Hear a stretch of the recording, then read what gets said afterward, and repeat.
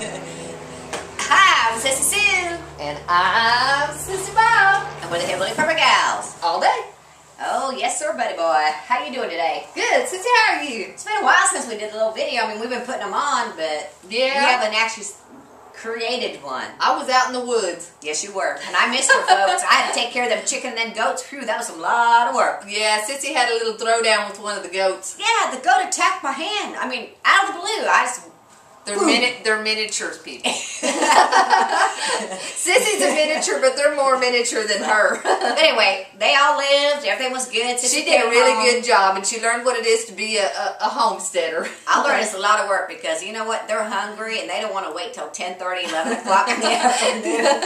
But anyway, because that was a good thing, you know, because it taught me a little bit more on prepping as far as a homesteading type prepping. Right.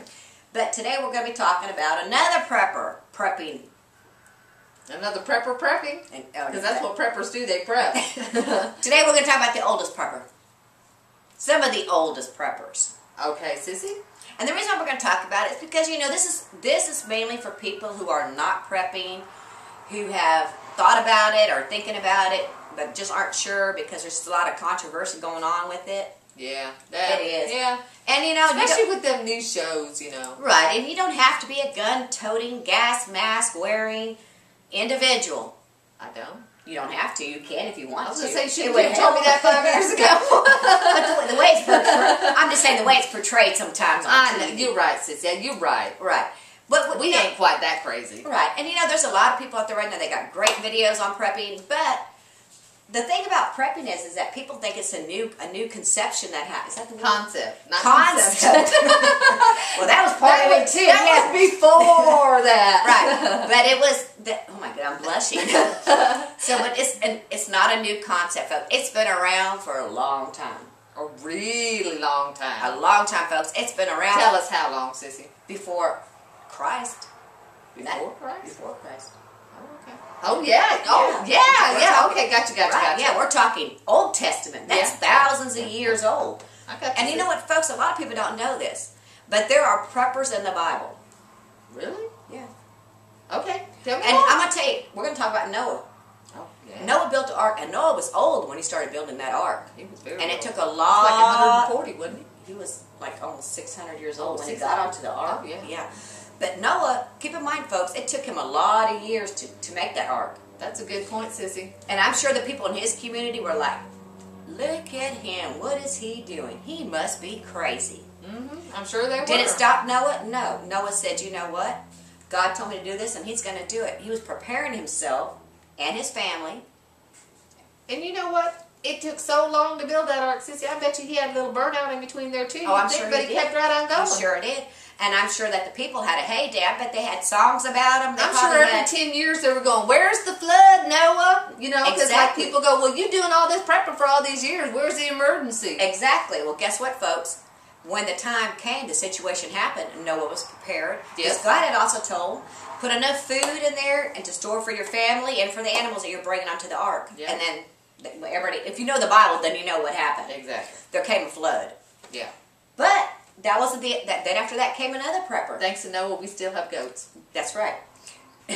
Well, I want you to deprive your goats. But anyway, after Noah came another prepper. And now these are all in Genesis, so if you don't want to believe me, go get a Bible, open it up and look. It's in print. Mm-hmm. It's Joseph. And Joseph, now keep in mind, folks, God actually came to the Pharaoh first. And then the Pharaoh went to Joseph interpreted the dream the Pharaoh was having. While he was in prison, no less. Right. Now, Joseph, interpreted the dream, and God was telling them, you need to go ahead and prepare your storehouses and have grain in there for 7 years. Now, if I was Pharaoh, I would be saying, look, dude, that just ain't going to happen because you know what? But that ain't what happened. He actually listened. Yeah. He did. So when the drought came, what happened?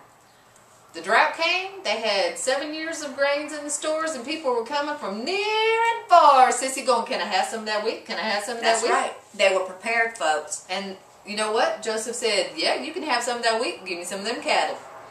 Well, that's how it worked. It was a bartering system. It was a bartering watering systems. That's right. And you know, so folks, if you're thinking but even when the cattle and everything ran out, the drought was so bad. Oh, it was bad. That eventually they had to. That's how their lips were pursed from thirst. There was nothing. Well, but that's how the whole land situation came about there too, where part of the land was owned by the kingdom because of the whole drought situation with Joseph. That's right. But folks, what we're trying to say here is, you know what? If they would have not prepared, the whole history could have been changed. Yep. But they did listen, and they prepared, and when the time came, yep, they were ready. And not just for themselves. There was neighboring people came from other areas. Exactly. To Egypt to come and get they bartered it. Exactly. They sure did. So, make a long story short, if you're not prepping and you're thinking about it, there are lots of preppers out there. Thinking time is over. Right. But tell you what, go and look at the Bible. It will tell you who the oldest prepper was. And folks, it don't get no easier than that. Nope. Tell you how to do it too. It sure does. Yep. All it says is, take the wheat, put it in the storehouse. That's right. But he said have lots of it. Yes, he did. Be prepared. Be prepared. That's right. Be prepared. Right. So, Sissy, I want to say, when people always say, well, the Lord will provide, that's when I always turn around and I point them back and I say, yeah, you're right. The Lord will provide, but that's not necessarily what it means. That has a lot of meaning to it. It sure but does. It doesn't mean that He's going to drop food in your lap when you ain't got none. The Lord will provide. It also sometimes. says He that gives you you should the be mindset. prepared. Right. Don't be a sluggard and That's all right. these other things. So that's your key to go out there and do it for yourself and don't wait for it to be done for you. And you know what, folks? Honestly, we are just worried. We're just two people sitting here. We're worried about what's going on around the country, the economy, the world, and we're worried about people. If we really didn't care about people, we wouldn't even bother sitting here doing this. Nope. I just got serious on that one. I know she did. I do get. Sometimes you have to get serious, folks. No, you don't.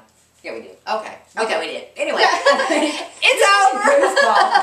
Okay, but anyway, we're done. Anything else you want to talk about today? No, that covers that. Okay, well, anyway, this is WACJP, Whack Jab. We ain't crazy. Just prepared. Just prepared, and we want you to be too. That's right. Check it out. Catch you on the